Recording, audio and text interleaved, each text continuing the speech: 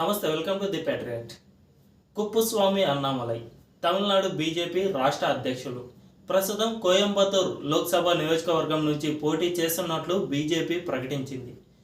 Kuppuswamy Annamalai BJP పార్టీలో చేరిన తర్వాతి నుంచి తమిళనాడులో బీజేపీ అమాంతంగా ఎదుగుదలను చూపించింది. తర్వాతి వచ్చే అసెంబ్లీ స్థానాలే తమ లక్ష్యం అంటూ ప్రకటిస్తూ అన్నామలై తమిళనాడు వ్యాప్తంగా పాదయాత్ర కూడా చేపట్టారు. నా ప్రజలు నా మట్టి అనే పేరుతో ఈ పాదయాత్రను అయితే చేపట్టారు. ఈ పాదయాత్ర వల్ల తమిళనాడులో అన్నామలైతో పాటు బీజేపీ గ్రాఫ్ అమాంతంగా పెరిగింది. ఎంతగా అంటే రెండవ స్థానంలో ఉన్న అన్నా డిఎంకే పార్టీని సైతం వెనక్కి నెట్టి బీజేపీ రెండవ స్థానానికి చేరుకుందని సర్వేలు కూడా వెల్లడిస్తున్న అంశం. సో తమిళనాడులో బీజేపీ అంతగా ఎదగడానికి కృషి చేసిన అన్నామలై ప్రస్తుతం లోక్సభ స్థానానికి పోటీ చేస్తున్నట్లు ప్రకటించారు. ఆ రాష్ట్రంలోని కోయంబత్తూర్ స్థానం నుంచి అన్నామలై ఈ పోటీ చేస్తున్నట్లు తెలిపారు. అయితే అన్నామలై కోయంబత్తూర్ స్థానం నుంచి పోటీ చేస్తే గెలుస్తారా, ఓటమి చెందుతారా అనే విషయాన్ని తెలుసుకుందామని గూగుల్లో సెర్చ్ చేస్తూ వచ్చాను. కోయంబత్తూర్ నియోజకవర్గం అంటే కోయంబత్తూర్ లోక్సభ నియోజకవర్గం 1998 నుంచి బీజేపీ అక్కడ ఏ విధంగా పనిచేస్తూ వచ్చింది అనే విషయాలు చాలానే ఉన్నాయి. 1998 నుంచి ఇప్పటి వరకు అక్కడ బీజేపీ పరిస్థితి ఏంటి, నెక్స్ట్ ఎన్నికల్లో బీజేపీ గెలుపొందుతుందా లేదా అనే విషయాలను తెలుసుకునే ప్రయత్నం చేద్దాం. 1998లో మొట్టమొదటిసారిగా కోయంబత్తూర్ ప్రాంతంలో ఎల్కే అద్వానీ పర్యటించారు. మనందరికీ తెలుసు 1998లో సీరియల్ బ్లాస్ట్లు కోయంబత్తూర్లో జరిగాయి. 11 స్థానాల్లో ఈ బాంబ్ బ్లాస్ట్లు జరగగా దాదాపు 58 మంది చనిపోయారు. అప్పట్లో తమిళనాడులో స్థానిక ముస్లిం సంస్థ ఈ బ్లాస్ట్లను నిర్వహించినట్లు తేలింది. సో అప్పటి దేశంలో బీజేపీ అధ్యక్షుడిగా ఉన్న ఎల్కే అద్వానీ కోయంబత్తూర్లో పర్యటించారు. అప్పటి నుంచి ఆ ప్రాంతంలో బీజేపీ మెల్లిమెల్లిగా పునాదులు వేసుకుంటూ వచ్చింది. 1998లో 1999లో 2 సార్లు బీజేపీ కోయంబత్తూర్లో గెలుపొందింది. ఇప్పుడు ప్రస్తుతం కొత్తగా నియమితులైన తెలంగాణ గవర్నర్ రాధాకృష్ణన్ ఎవరైతే ఉన్నారో ఆయనే 1998లోను 1999లోను కోయంబత్తూర్ స్థానంలో బీజేపీ తరపున గెలుపొందారు. సో ఆ తర్వాత కొన్ని అనివార్య కారణాల వల్ల అంటే దేశంలో వాజ్పేయి ప్రభుత్వం పడిపోవడం, 2004లో వాజ్పేయి ప్రభుత్వం ఓడిపోయి యూపీఏ ప్రభుత్వం రావడంలో భాగంగా కోయంబత్తూర్లో కూడా బీజేపీ ఓటమి పాలైంది. ఆ 2004లో బీజేపీ 2వ స్థానంలో నిలబడింది. 2009లో ఒక్కటే 5వ స్థానానికి బీజేపీ పడిపోగా 2014, 2019లో కూడా బీజేపీ 2వ స్థానంలో ఉంటూ వచ్చింది. 2014, 2019ని ఒకసారి మనం పరిశీలించే ప్రయత్నం చేద్దాం. 2014లో కోయంబత్తూర్లో అన్నా డిఎంకే గెలుపొందింది. 2వ స్థానంలో బీజేపీ ఉండగా 3వ స్థానంలో డిఎంకే పార్టీ ఉంది. అంటే 2వ స్థానంలో ఉన్న బీజేపీకి మొదటి స్థానంలో అంటే గెలుపొందిన అభ్యర్థికి మధ్య ఉన్న ఓట్ల తేడా కేవలం 40,000 మాత్రమే. 2009లో 5వ స్థానంలో ఉన్న బీజేపీ 2014కు వచ్చేసరికి 2వ స్థానానికి ఎగబాకింది. ఆ సమయంలో 3,80,000 ఓట్ల పైచిలుకు ఓట్లను అయితే కోయంబత్తూర్లో బీజేపీ సంపాదించుకుంది. అదే సమయంలో అన్నా డిఎంకే 4,30,000 ఓట్లను సంపాదించుకుంది. సో ఈ 2 పార్టీల మధ్య ఓట్ల అంతరం కేవలం 40,000 మాత్రమే ఉన్నాయి. ఇక 2019 విషయానికి వస్తే 2019లో ఆ ప్రాంతంలో అంటే కోయంబత్తూర్ లోక్సభ స్థానంలో కమ్యూనిస్టులు సిపిఐఎం గెలుపొందింది. 2వ స్థానంలో బీజేపీ ఉండగా 3వ స్థానంలో ఇతర పార్టీలు ఉన్నాయి.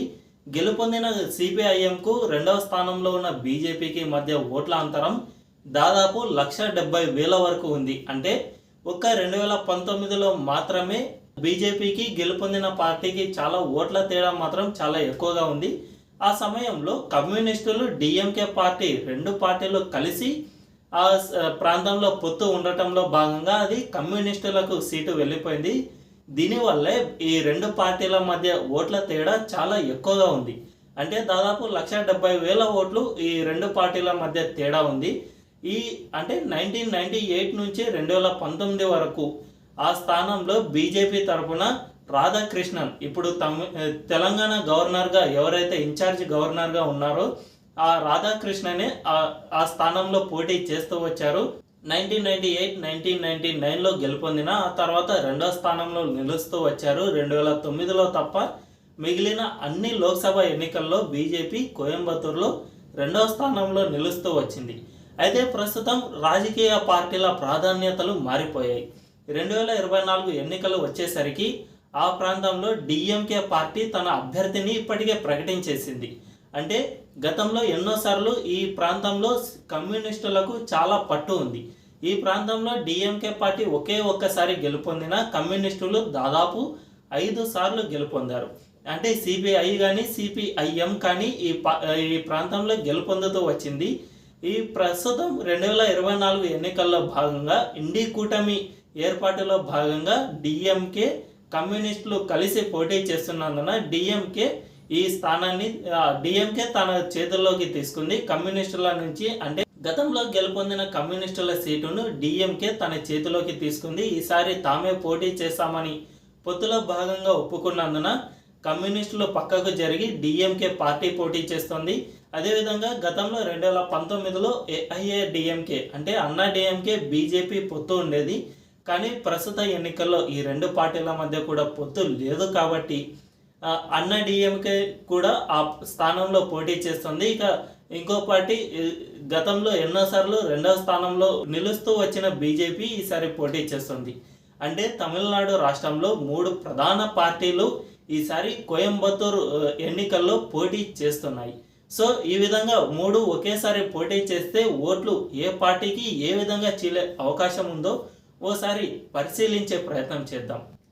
ఈ కోయంబత్తూరు సీటు కమ్యూనిస్టులకు బలమైన సీటు. అంటే కమ్యూనిస్టులు గతంలో ఎన్నోసార్లు గెలుపొందిన సీటు, డిఎంకే ఒక్కసారి గెలుపొందిన సీటు కాబట్టి ఈ కమ్యూనిస్టుల నుంచి డిఎంకే ఈ సీటును తీసుకున్నందున కమ్యూనిస్టుల నుంచి ఒకేసారి గంపగుత్తగా ఓట్లు డిఎంకే పార్టీకి షిఫ్ట్ అవుతాయా లేదా ఈ షిఫ్ట్ అయ్యే భాగంలో కొంతమంది అన్నా డిఎంకేకు కూడా షిఫ్ట్ అవుతారా అనే విషయం ఎన్నికల సమయంలో తేలాల్సి ఉంది. ఒకవేళ డిఎంకే పార్టీకి షిఫ్ట్ అయితే అది వేరే విషయం. కానీ దురదృష్టవశాత్తు డిఎంకే పార్టీతో పాటు అన్నా డిఎంకే కూడా ఈ కమ్యూనిస్టుల ఓట్లు కనుక షిఫ్ట్ అయితే రెండు పార్టీల మధ్య ఓట్లు భారీగా చీలే అవకాశం ఎంతైనా ఉంది. గత ఎన్నికల్లో 170,000 ఓట్ల మెజార్టీతో సిపిఐఎం గెలుపొందిన ప్రస్తుత ఎన్నికల్లో ఈ ఓట్ల చీలిక అనేది చాలా ఎక్కువగా జరిగితే రెండవ స్థానంలో అంటే గతంలో రెండవ స్థానంలో నిలిచిన బీజేపీని ఈసారి గెలుపొందే అవకాశం ఎంతైనా ఉంది. అంతేకాకుండా ఆ స్థానంలో గతంలో ఎక్కువగా పేరు లేని రాధాకృష్ణన్ పోటీ చేసి రెండవ స్థానంలో నిలబడ్డారు. కానీ ప్రస్తుతం ఆ స్థానంలో పోటీ చేస్తున్నది తమిళనాడు బీజేపీ రాష్ట్ర అధ్యక్షుడు. అందులోనూ అన్నామలైకి స్వతహాగా ఒక భారీ ఇమేజ్ తమిళనాడులో ఏర్పడింది.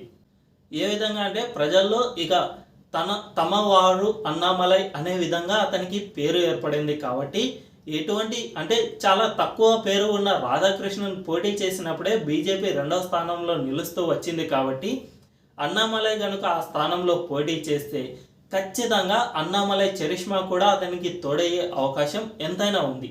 అంతేకాకుండా ఏఐఏడిఎంకే అంటే అన్నా డిఎంకే ఒకప్పుడు జయలలిత బలంగా ఉన్నప్పుడు ఆ పార్టీకి చాలా ఓట్లే వచ్చాయి. కానీ ఆ తర్వాత బీజేపీ ఎప్పుడైతే ఎదుగుతూ వచ్చిందో అదే సమయంలో అన్నా డిఎంకే తగ్గిపోతూ వచ్చింది. అన్నా డిఎంకేకు ఉన్న ఓట్ల శాతమే బీజేపీకి షిఫ్ట్ అవుతోంది అని తర్వాత చాలా సర్వే సంస్థలు కూడా వెల్లడించాయి. తాజాగా వచ్చిన న్యూస్ 18 సర్వే కూడా తమిళనాడులో అన్నా డిఎంకే రెండవ స్థానం నుంచి మూడవ స్థానానికి పడిపోయిందని, బీజేపీ మూడవ స్థానం నుంచి రెండవ స్థానానికి ఎగబాకిందని న్యూస్ 18 సంస్థ కూడా తన సర్వేలో తేల్చింది. కాబట్టి కోయంబత్తూరు స్థానంలో అన్నా డిఎంకే పోటీ చేసినా కూడా అంత గట్టి పోటీ ఇవ్వలేకపోతుంది. అంతేకాకుండా ప్రస్తుతం ఒకప్పుడు 2019లో బీజేపీ అన్నా డిఎంకే పొత్తులో ఉన్న సమయంలో బీజేపీకి ఓట్లు వచ్చాయి. ప్రస్తుతం అన్నా డిఎంకేకు బీజేపీకి మధ్య దూరం చాలా పెరిగిపోయింది. ఒకప్పుడు మేజర్ పార్టీగా ఉన్న అన్నా డిఎంకే ప్రస్తుతం బీజేపీ కంటే తక్కువ స్థానంలో పడిపోవడంతో ఆ పార్టీ బీజేపీతో పొత్తు వదులుకొని బయటకు వచ్చింది.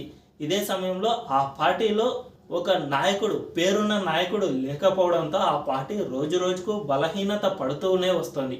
కాబట్టి కోయంబత్తూరులో అన్నాడీఎంకే అంత గట్టి పోటీ ఇచ్చే అవకాశం లేదనే అంటారు విశ్లేషకులు. సో అన్నాడీఎంకే 3వ స్థానానికో 4వ స్థానానికో పడిపోయినా ఆశ్చర్యపోనక్కర్లేదు. కానీ ఇక్కడ పరిశీలించదగ్గ ఒక విషయం ఏమిటంటే అన్నాడీఎంకే పార్టీ డిఎంకే నుంచి ఎన్ని ఓట్లు చీలుస్తుందనేది ఇక్కడ ప్రధాన అంశంగా మారనుంది.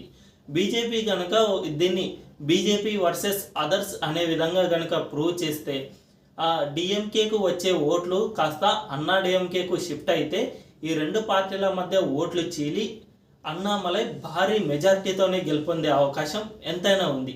ఒకానొక దశలో అంటే రెండు పార్టీల మధ్య భారీగా ఓట్లు కనుక చీలితే 1,00,000కు పైచిలుకు మెజార్టీ వచ్చే అవకాశం ఎంతైనా ఉంది. దాదాపు 1,50,000 మెజార్టీ వచ్చే అవకాశమే చాలా వరకు ఉంది. ఒకవేళ అన్నాడీఎంకేకు ఓట్లు చీలకపోయినా అన్నామలై చరిష్మా చాలానే ఉంది. అదే సమయంలో డిఎంకేకు వ్యతిరేకంగా డిఎంకేను ఎదిరించే స్థాయిలో ప్రస్తుతం అన్నామలై ఉన్నారు. కాబట్టి అన్నామలైని గెలుపొందే అవకాశం ఎంతైనా ఉంది. ఒకవేళ ఓట్లు చీలకపోయినా డిఎంకే బీజేపీ రెండు గట్టి పోటీ ఇచ్చినా కూడా అన్నామలైకి దాదాపు 92,000 పైచిలకు ఓట్లు వచ్చే అవకాశం ఎంతైనా ఉంది. సో కోయంబత్తూరులో బీజేపీ గత చరిత్ర మొత్తం చూస్తే బీజేపీ మొదటి స్థానంలోనూ లేదంటే 2వ స్థానంలో ఉన్నందువల్లనే అన్నామలై ఈ స్థానాన్ని ఎంచుకున్నట్లు తెలుస్తోంది.